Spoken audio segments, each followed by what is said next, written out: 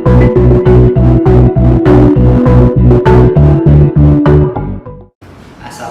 warahmatullahi wabarakatuh.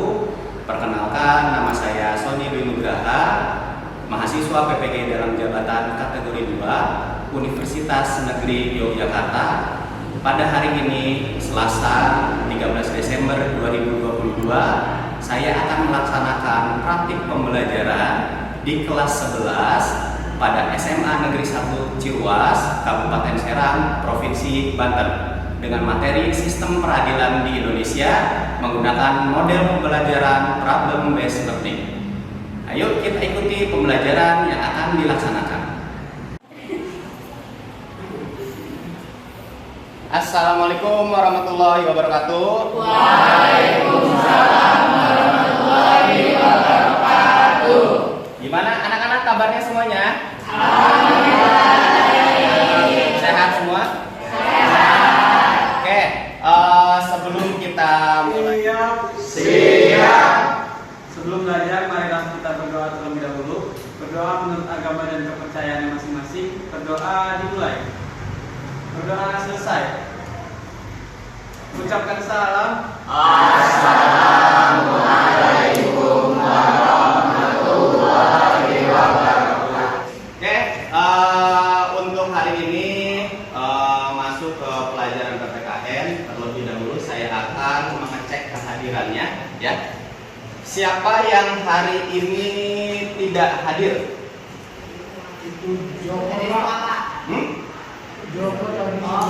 Joko sakit, apa izin? Sakit, Pak. Sama Fatih tadi sakit satu juga. Fatini sakit. Oke. Iwan apa Kak? Siapa? Iwan.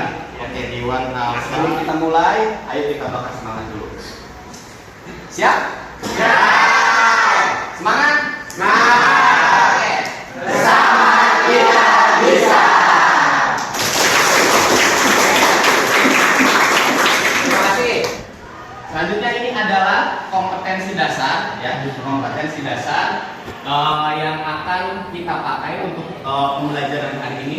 Yang pertama yaitu ada mensyukuri dengan Undang-Undang Dasar Negara Republik Indonesia. Jadi pada pelajaran kali ini kita menggunakan model problem based learning. Jadi kalian akan memecahkan suatu masalah. Nanti saya berikan satu masalah, kalian diskusikan dengan anggota kelompok kalian yang sudah kita bentuk pada awal semester, ya. Nanti saya beri masalah, diskusikan, kemudian presentasikan di depan kelas, ya. Oke, selanjutnya ini adalah indikator pada pembelajaran hari ini. Yang pertama menganut nilai-nilai dalam sistem hukum dan peradilan Indonesia sesuai dengan Undang-Undang Dasar Negara Republik Indonesia tahun 1945. Selanjutnya ini masih indikatornya. Ini nanti kalian membuat hasil diskusi, laporan, kemudian yang akan kita bahas tentang sistem peradilan di Indonesia. Yang pertama nanti kita akan bahas makna lembaga peradilan, kemudian dasar hukumnya, dasar hukum lembaga peradilan, kemudian klasifikasi lembaga peradilan, ya. Selanjutnya, sebelum kita masuk ke materi, kita berbicara tentang peradilan. Lembaga peradilan yaitu lembaga penegak hukum yang tujuannya adalah memberi keadilan bagi masyarakat. Saya ingin tahu terlebih dahulu apa itu keadilan. Pengertian keadilan. Ada yang bisa? Email bisa? Apa? Tidak berat sebelah. Kemudian apa lagi? Seimbang, sama rata, setara. Jadi kalau adil itu kita hanya memberi sama rata latar belakangnya. Tapi kalau keadilan itu kita memberikan sesuatu kepada orang, tapi kita melihat latar belakangnya. Oke. Jadi intinya berdasarkan latar belakang, ya, latar belakang, kemudian dengan sesuai kebutuhan. Di sini keadilan ada suatu pakar menyebutkan bahwa seorang hakim agung Inggris pernah mengatakan bahwa keadilan bukanlah sesuatu yang bisa dilihat. Keadilan itu abadi dan tidak temporal. Bagaimana seseorang mengetahui apa itu keadilan? Padahal keadilan itu bukan hasil penalaran, tapi produk hati nurani. Jadi ini ada suatu video tentang esensi keadilan. Indonesia sesuai dengan Pancasila. Saya putar videonya. Jadilah kamu umat penegak keadilan. Bunuh kaum Indonesia. Pokoknya dibutuhkan itu adalah pemimpin yang adil. Itu esensi keadilan, keadilan sosial bagi seluruh rakyat Indonesia. Jadi hanya siapa yang adil? Tuhan yang adil. Tapi kalau kalian ingin menjadi penegak keadilan, ya boleh saja. Tapi diusahakan memberikan pelayanan seadil-adilnya. Oke, paham ya? Masih semangat? SMA 1 Ciruas? Bersama kita bisa. Kurang semangat. SMA 1 Ciruas? Bersama kita bisa. Oke, ini adalah tujuan pembelajaran kita hari ini, ya. Seperti yang saya katakan tadi, pada pertemuan kali ini saya menerapkan model pembelajaran problem based learning, ya. Jadi nanti saya berikan masalah, kalian pecahkan, diskusikan dengan kelompok kalian. Kemudian nanti diskusikan, setelah hasil diskusinya kalian presentasikan di depan kelas, ya. Ini adalah tujuan pembelajarannya, ya. Terutama saya ingin kalian bisa bersikap percaya diri atas peradilan umum, peradilan militer, atau peradilan tata usaha negara dan lain sebagainya. Jadi kalian akan paham. Oke, selanjutnya kita masuk ke materi. Yang pertama adalah makna dan fungsi lembaga peradilan. Lembaga peradilan yaitu adalah suatu badan atau organisasi yang tugasnya memutuskan suatu masalah perkara, ya. Selanjutnya ini adalah lembaga peradilan di Indonesia, ya. Lembaga peradilan di Indonesia yang paling tinggi adalah Mahkamah Agung, ya. Mahkamah Agung. Ini dasar hukumnya, dasar hukum lembaga peradilan. Yang terutama, yang pertama sekali adalah yaitu Pancasila, karena Pancasila merupakan sumber hukum di Indonesia, terutama sila keadilan sosial bagi seluruh rakyat Indonesia. Sila berapa? 5. Yakin 5? Yakin. Sila ke-5.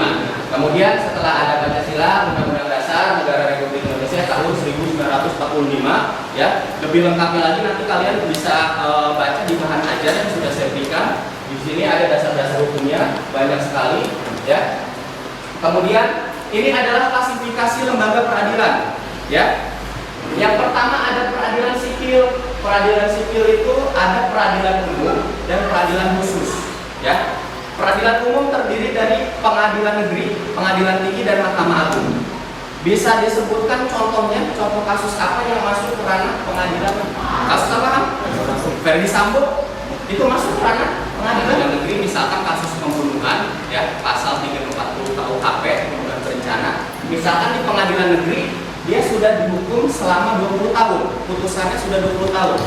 Tetapi dia merasa putusan pengadilan negeri itu tidak sah. Bisa mengajukan banding ke pengadilan tinggi. Di pengadilan tinggi nanti disidang lagi. Misalkan setelah disidang lagi keputusannya tidak memuaskan atau dianggap ada yang cacat, setelah banding ada upaya hukum selanjutnya, yaitu pernah dengar? Setelah banding kasasi, mengajukan ke Mahkamah Agung. Setelah kasasi misalkan sudah disidangkan, kemudian ada putusannya, tetapi merasa ada yang cacat juga. Setelah kasasi bisa mengajukan upaya hukum yang terakhir, yaitu apa? Ada banding, ada kasasi, yang terakhir ada peninjauan ke diajukan ke Mahkamah Agung lagi, ya. Jadi upaya hukum ada 3, ada yang pertama tadi ada apa? Banding, kemudian kasasi, kemudian peninjauan ke balik. Oke, ya. Oke. Selanjutnya peradilan khusus. Ada peradilan agama, ada peradilan syariah di Provinsi Nangro Aceh Darussalam. Karena di Aceh masih menganut hukum Islam, hukum syariat Islam, ya. Kemudian ada peradilan tata usaha negara dan ada Mahkamah Konstitusi, ya. Kalau saya tanya peradilan agama ini contoh kasusnya apa? Tentang apa? Cerai. Oke, terus apa lagi? Hah? Warisan. Masuk ke ranah peradilan agama. Ini kalau peradilan saya sudah saya sebutkan tadi itu hanya ada di Aceh, ya. Kemudian ada peradilan tata usaha negara dan Mahkamah Konstitusi, ya. Selanjutnya ada peradilan militer. Peradilan militer ini ditujukan kepada khusus anggota TNI, ya. Yang pertama ada pengadilan militer, kemudian pengadilan militer tinggi, pengadilan militer utama, dan pengadilan militer pertempuran. Misalkan suatu anggota TNI terkena kasus, misalkan pangkatnya Serda, kasusnya misalkan penculikan, Nah ini ranahnya di pengadilan militer. Tetapi dilihat dulu pangkatnya tadi. Kalau pangkatnya dari mayor ke bawah itu diadilinya di pengadilan militer. Tetapi pangkatnya kalau dari mayor ke atas itu langsung diadilinya di pengadilan militer tinggi. Itu tadi. Kalau mengajukan upaya hukum bagaimana? Kayak banding, kasasi, dan peninjauan kembali. Ya, misalkan contoh Serda, pangkatnya Serda ada di ranah pengadilan militer. Mengajukan banding, maka mengajukannya ke pengadilan militer tinggi, ya, itu ya. Jadi pengadilan yang ada di atasnya. Nah kalau misalkan tadi misalkan pangkatnya mayor kan masuknya ke pengadilan militer tinggi, ya, maka mengajukan bandingnya ke pengadilan militer utama. Paham ya sampai sini ya? Oke. Nah ini seperti yang saya katakan tadi, saya ada sebuah masalah. Nanti kalian diskusikan dengan anggota kelompoknya, ya. Setelah selesai nanti presentasikan di depan kelas, ya. Soalnya bisa kalian lihat di LKPD atau bisa kalian scan QR di sini, ya. Di sini ada muncul video, kemudian ada soalnya juga, ya. Tapi saya tampilkan dulu videonya. Ada sebuah kasus, ya.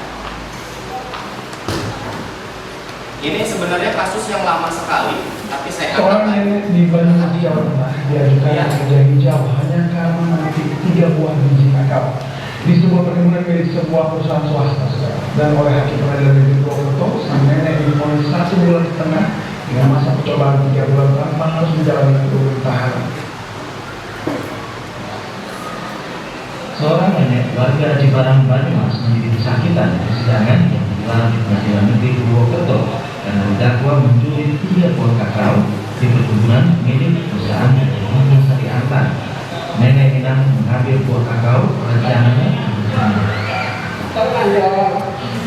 Nekat jangan apa bawa ada sedikit pripon bukan apa pripon ini pun pertama.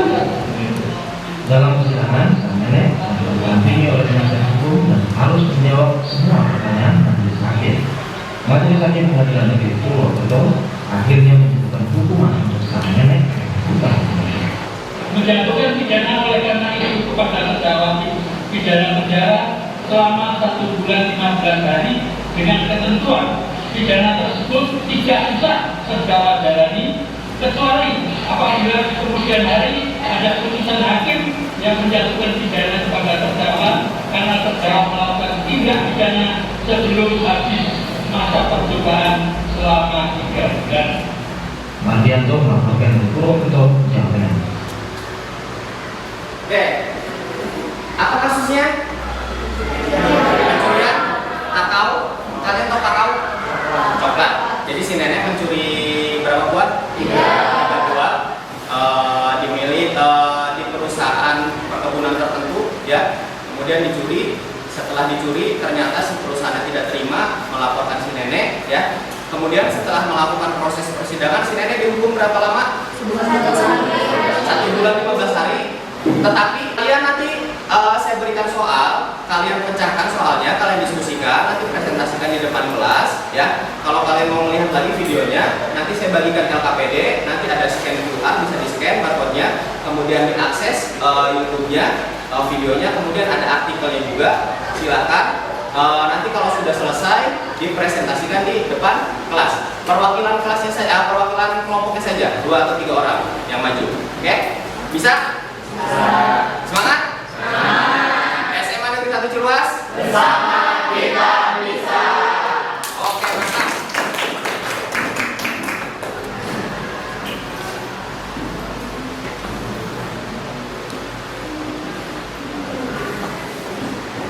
Oke, sekarang silakan duduknya sesuai dengan kelompoknya masing-masing. Ya, sesuai dengan kelompoknya masing-masing, silakan duduknya. Yang kelompok 1, 2, 3, 4, 5 berpisah. Sesuaikan anggotanya. Ayo. Tasnya nggak pindah. Tapi sininya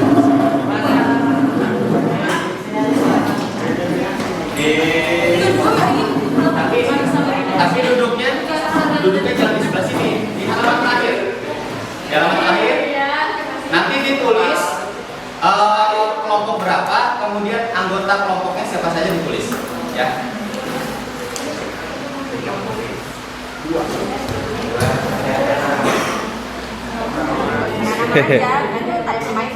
ingin menyebar benih itu soalnya juga ada di layar.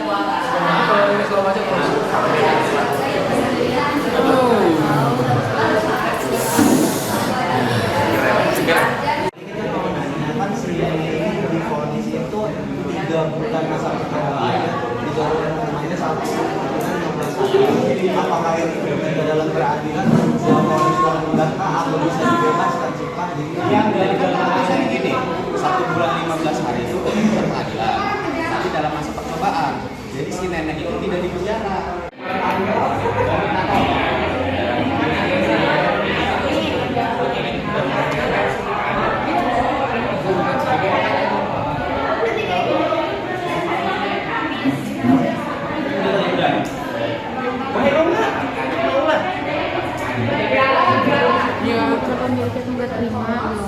Jadi melaporkan. Iya berarti bener kan, kalau misalkan boleh udah diambil sama dia, kalau nggak boleh udah dibalikin, tapi dianya nggak ngebolehin, tapi maunya dia dilaporin kan sama yang punya.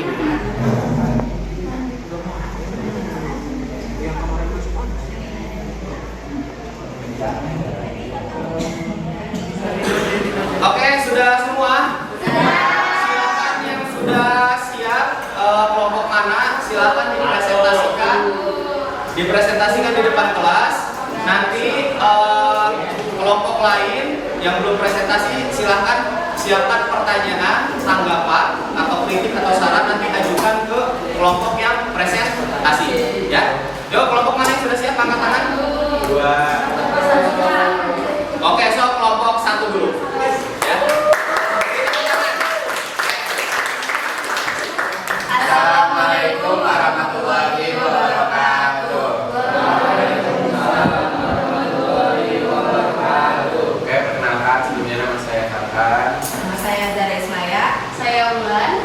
Kami dari perwakilan kelompok 1 akan mempresentasikan tentang hasil diskusi dari kelompok kami. Baik, yang Si pemilik perusahaan itu melaporkan, dan juga untuk kondisi yang sudah dikenakan ke neneknya itu sudah adil. Selanjutnya nomor 3, bagaimana dengan penyelesaian kasus tersebut, apakah sudah sesuai dan diberikan alasannya? Menurut kami, polis yang sudah menyelesaikan kasus tersebut sudah sesuai, karena di sini dari sisi perusahaannya, mereka yang melaporkan itu sudah memberikan efek jerah kepada si pelaku, dan juga di sini dari sisi si nenek minahnya selaku pelaku itu juga sudah dikenai hukuman, yaitu 1 bulan 13 hari dengan masa percobaan 3 bulan, di mana di sini sangat sesuai dengan latar belakang dari kita, karena dari sisi si neneknya juga dia bisa dibilang mencurinya itu belum yang fatal banget gitu. Kalau dari video tadi dia bahkan langsung mengembalikan kakao itu kepada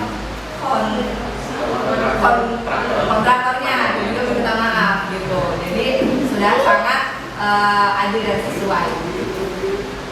Dan keseimbangan bagi pelaku tindak pidana serta korbannya itu sendiri, dan juga bisa menerapkan Perda nomor 15 tahun 2020 tentang restoratif justice dengan syarat-syarat sebagai berikut.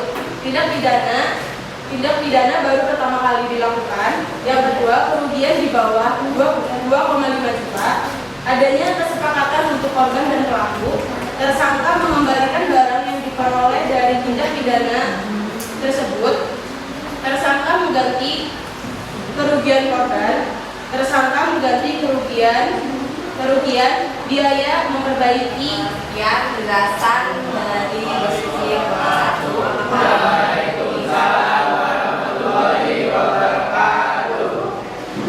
Sebelumnya perkenalkan dulu. Perkenalkan, nama saya Muhammad Sepeda dan rekan saya Bagas Yusuf dan Sugiyardi. Saya sebenarnya Febriani. Kami di sini akan mempresentasikan hasil diskusi kami tentang nenek Nina yang sudah tadi panduan videonya. Oke, yang pertama itu ada soalnya, ada soal. Yang pertama, menurut kalian apa yang menyebabkan terjadinya kasus tersebut? Kasus tersebut terjadi karena adanya pencurian 3 buah kakao di kebun milik perusahaan. Lanjut ke soal kedua. Menurut kalian apakah vonis yang dijatuhkan hakim sudah memenuhi rasa keadilan? Dengan alasannya, menurut kita putusan tersebut tidak memenuhi keadilan karena seharusnya kasus tersebut kasus dengan barang curian yang mana dengan nilai yang begitu sangat kecil seharusnya dapat terselesaikan dengan cara dinegosiasi saja, tidak perlu sampai ke ranah hukum atau bahkan sampai menjatuhkan kurungan penjara. Jika untuk memberikan efek jerah seharusnya cukup sampai kepada pihak polisi saja, bukan sampai ke ranah pengadilan. Oke, nomor 3 yaitu bagaimana dengan penyelesaian kasus tersebut, apakah sudah sesuai? Berikan alasannya. Menurut kami itu tidak sesuai karena itu bisa diselesaikan dengan cara bernegosiasi atau kekeluargaan. Tetapi hakim sudah bertindak benar dengan memvonis 1 bulan 15 hari dengan masa percobaan selama 3 bulan. Selanjutnya nomor 4, itu soalnya pada saat ini sering terjadi kasus yang serupa dengan yang dialami oleh Nenek Nina. Menurut kalian, apa langkah bijak yang harus dilakukan oleh aparat penegak hukum dalam mengatasi? Karena menurut kalian itu kan nggak adil. Padahal di situ ditanya keputusan hakimnya. Gitu. Oke, cukup sekian. Terima kasih. Assalamualaikum warahmatullahi wabarakatuh. Oke, beri tepuk tangan dulu. Terima kasih tadi untuk saudari Dina yang sudah bertanya.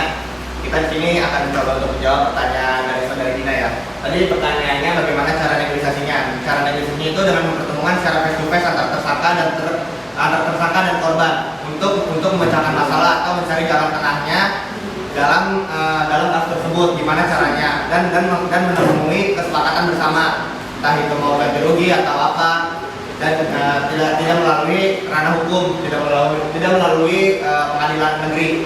Jadi tidak ada vonis penjara gitu.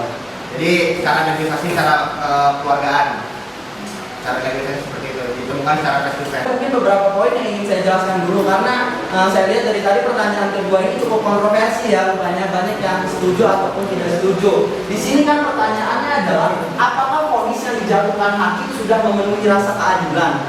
Itu artinya kan yang ditanyakan adalah ketika kita sudah memasuki ke ranah pengadilan vonisnya. Kalau tadi ada yang namanya restoratif justice, sepemahaman kami restoratif justice itu dilakukan sebelum adanya pengadilan. Jadi ketika kita dituduh oleh orang melakukan pencurian, kita kan ke kantor polisi dulu. Nah, dalam itu kita bisa berdiskusi, kita bisa bermusyawarah apakah ini akan dilakukan ke pengadilan atau tidak. Dan ranah pengadilan ini adalah bagian dari ketidaksepakatan dari restoratif justice. Jadi kalau si korban itu tidak sepakat, dia tidak mau nih berdiskusi sama si pelaku ataupun sebaliknya, maka itu akan masuk ke ranah pengadilan. Dan pertanyaannya di sini sudah ke ranah pengadilan ketika si hakim menjatuhkan vonis. Untuk menjawab pertanyaan itu kami sepakat bahwa jawabannya itu adil karena tidak menyebabkan kerugian dan bisa diselesaikan. Maaf, saya ulangi, adil karena hakim menjatuhkan vonis sudah melihat latar belakang Nenek Nina. Tadi kan vonisnya itu 1 bulan 15 hari hukuman penjara dengan masa percobaan selama 3 bulan. Menurut kami itu adil karena kenapa si hakim ini sudah melihat latar belakang Nenek Nina. Dia tidak semerta-merta menjatuhkan kasus tersebut bisa terjadi. Kenapa Nenek Nina sampai mencuri buah kakao? Ada yang bisa? Untuk pengetahuan akan hukum. Apa? Dan yang Email? pengetahuan. nenek Minahnya tidak memiliki pengetahuan tentang hukum. Jadi si nenek Minah mengambil buah kakao untuk ditanam di lahannya sendiri, ya. Jadi apabila kalau misalkan si nenek Minah tahu tentang hukum, maka nenek Minah tidak mencuri 3 buah kakao tersebut. Oke, boleh. Selanjutnya yang kedua, apakah vonis yang dijatuhkan hakim sudah memenuhi rasa keadilan? Sudah. Apakah sudah sesuai? Sudah sesuai belum? Dari proses awal, dari mulai di kepolisian, kejaksaan, kemudian sampai ke ranah pengadilan? Tidak sesuainya kenapa? Kerugian yang ditimbulkan dari tindak pidana tersebut tidak lebih dari 2.500.000. Ya. Kemudian selanjutnya adalah tersangka dalam hal ini untuk kasusnya itu tidak diancam pidana di lebih dari 5 tahun. Jadi apabila kasus tersebut hukuman maksimalnya 5 tahun, maka tidak bisa dilakukan upaya restoratif justice, ya, harus di bawah 5 tahun. Kemudian kalau misalkan untuk kasus pembunuhan bagaimana? Itu tidak bisa. Karena kalau misalkan tindak pidana yang mengakibatkan kehilangan nyawa orang lain itu tidak bisa dikenakan upaya restoratif justice. Paham ya? Itu pengertian dari restoratif justice dan syarat-syarat bagaimana upaya tersebut bisa dilakukan, ya. Saya ada beberapa kasus, ada contoh kasus upaya restoratif justice yang sudah dilakukan oleh kejaksaan, ya.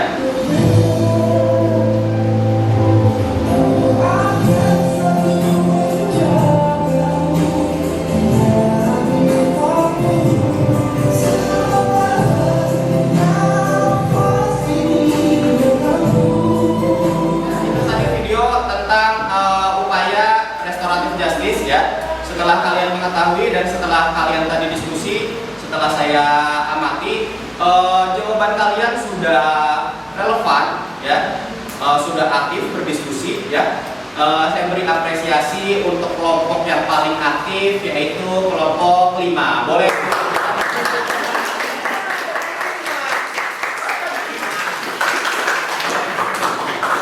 Kemudian jawabannya juga cukup relevan, ya. Individu yang melakukan presentasi cukup relevan, yaitu terkait dengan kasus yang saya berikan. Beri tepuk tangan kepada Irfan. Selanjutnya saya ingin mengetahui tentang pengetahuan kalian dari kita memulai pembelajaran hari ini. Di sini ada soal pilihan ganda, ada 5 soal. Bisa kalian akses, ya, melalui Google Form. Silahkan bisa di scan QR-nya di sini. Atau di LKPD juga ada. Silahkan diakses linknya, dijawab pertanyaannya 5 soal saja. Yuk, silahkan dimulai.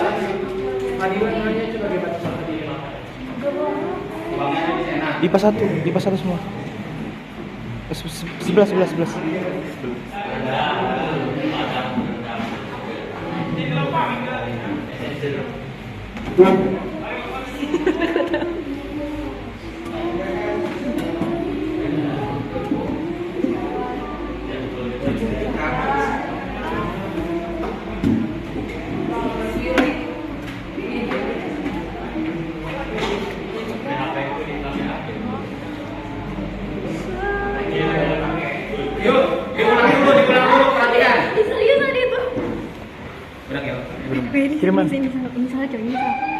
Selanjutnya ada kesimpulan. Silahkan yang bisa menyimpulkan dari pembelajaran kita hari ini. Siapa? Baik, rangkuman dari pembelajaran hari ini yaitu pertama, lembaga peradilan adalah alat perlengkapan negara yang bertugas dalam mempertahankan tetap tegaknya hukum. Lembaga peradilan di Indonesia diserahkan kepada Mahkamah Agung yang memegang kekuasaan kehakiman dengan tugas pokok seperti menerima, memeriksa, mengadili, dan menyelesaikan setiap perkara yang diajukan. Yang kedua, kekuasaan kehakiman di Indonesia dilakukan oleh Mahkamah Agung. Badan peradilan yang berada di bawah Mahkamah Agung meliputi badan peradilan yang berada di lingkungan peradilan umum, peradilan agama, peradilan militer, peradilan tata usaha, dan sebuah mahkamah konstitusi. Ketiga, landasan hukum lembaga peradilan Pancasila, terutama sila kelima, yaitu keadilan sosial bagi seluruh rakyat Indonesia. Undang-Undang Dasar Negara Republik Indonesia tahun 1945, pasal 24 ayat 2 dan 3, serta peraturan pelaksana lainnya. Yang keempat, klasifikasi lembaga peradilan terdiri atas peradilan sipil dan militer. Sekian, terima kasih. Itu tadi kesimpulan yang saya dapat dari pembelajaran hari ini. Kurang lebihnya terima kasih.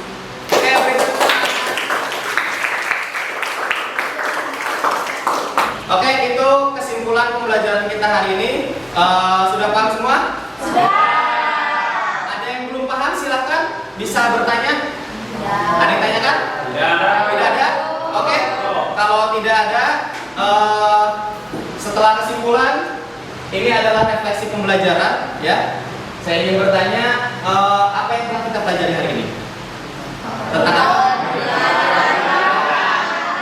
Tentang hukum, kemudian sistem peradilan, restoratif justice, oke ya. Kemudian apa manfaat yang kalian dapatkan dari pembelajaran hari ini? Menambah ilmu sudah pasti. Apalagi? Bisa mengetahui sistem peradilan di Indonesia. Oke, ada lagi? Bisa membantu. Untuk materi pertemuan selanjutnya kita akan membahas perangkat tingkatan lembaga peradilan. Jadi di dalam lembaga peradilan ada siapa saja? Ada ketuanya kah? Ada wakilnya kah? Ya. Nanti pada pertemuan selanjutnya kita akan membahas. Oke? Akhir sebelum saya tutup, saya ada sebuah quote ya untuk menutup pertemuan hari ini. Saya baca bukan dari seseorang ya. Isinya yaitu terkadang lebih mudah mencari siapa yang akan dipersalahkan daripada mengakui kesalahan. Itulah kenapa keadilan tidak pernah adil. Ya. Untuk pertemuan hari ini, terima kasih. Silakan sebelum kita akhiri pembelajaran hari ini, dipimpin doanya sebagai ucapan rasa syukur kepada Tuhan Yang Maha Esa. Silakan untuk masuk. Siap. Sebelum mengakhiri pembelajaran pada hari ini, marilah kita berdoa terlebih dahulu. Berdoa untuk agama dan kepercayaan masing-masing. Berdoa dimulai.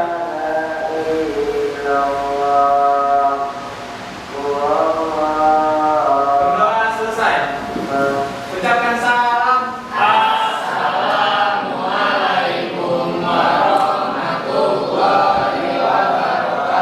Waalaikumsalam warahmatullahi wabarakatuh. Silakan, terima kasih semuanya. Ya,